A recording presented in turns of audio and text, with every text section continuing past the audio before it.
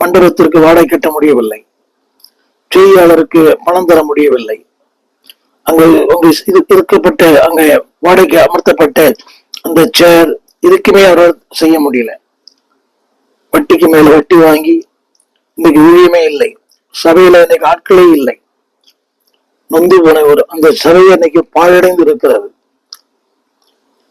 அதாவது வருடத்துக்கு ஒரு முறை கூட அதை அந்த சபையை பழுது பார்க்க அவருக்கு சுண்ணாம்படிக்க கூட அவர்கிட்ட பணம் இல்லை, இன்னைக்கு வசதி இல்லை. இதெல்லாம் இதனுடைய விளைவு தெரியுமா? செல்லும் செலவை கணக்கு பார்க்காத வாழ்க்கை. அன்பு ஊழியர்களே, எளிமையா இருங்கள், ஆடம்பரத்தை விரும்பாதிருங்கள். நீங்க எல்லாரும் ஆடம்பரத்தை விரும்புறோம். அவர் வாங்கி இருக்கிறார், நான் வாங்க வேண்டும். அவர் பயன்படுத்துகிறார், நான் பயன்படுத்த வேண்டும். வேண்டாம். When God guides, He provides. இங்க நான் சொல்ல வந்த வசனம் என்னவென்றால், ஆண்டவர் உங்களுக்கு தேவை என்று அறிந்தால் தேடி வந்து தருவார். ஒரு 4 குறிப்புகளை நான் வேகமாய் சொல்லி முடிக்க விரும்புகிறேன். நம்பர் 1, இங்கே ஆண்டு சொல்லுகிற வார்த்தை, ஒருவன் கட்டிடத்தை கட்ட மனதா இருந்தால், அப்படியானால் ஆண்டவர் தான் கட்டுகிறவர். ஆண்டவர் நிச்சயமாய் கட்டுவாரானால் அன்பானவர்களே, உங்கள் வாழ்க்கையை சிறப்பாக முடிப்பார். God is the builder.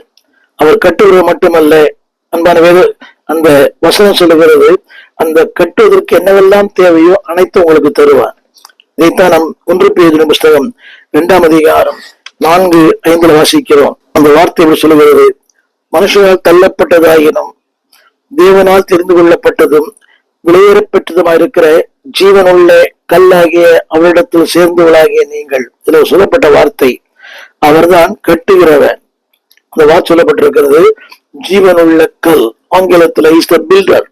அது மட்டுமல்ல, அன்பான தேவ பிள்ளைகளே, அந்த மிகப்பெரிய கட்டிடத்துல ஆண்டவர் உங்களையும் என்னையும் அதுல ஒரு பங்குதாரர்களாய் உங்களுக்கும் எனக்கும் ஒரு மிகப்பெரிய ஊழியத்தை கத்தர் வைத்திருக்கிறார். அது சொல்லப்பட்டிருக்கிறது, அப்படி செலுத்தும் போது நீங்கள் கட்டப்பட்டு வருகிறீர்கள்.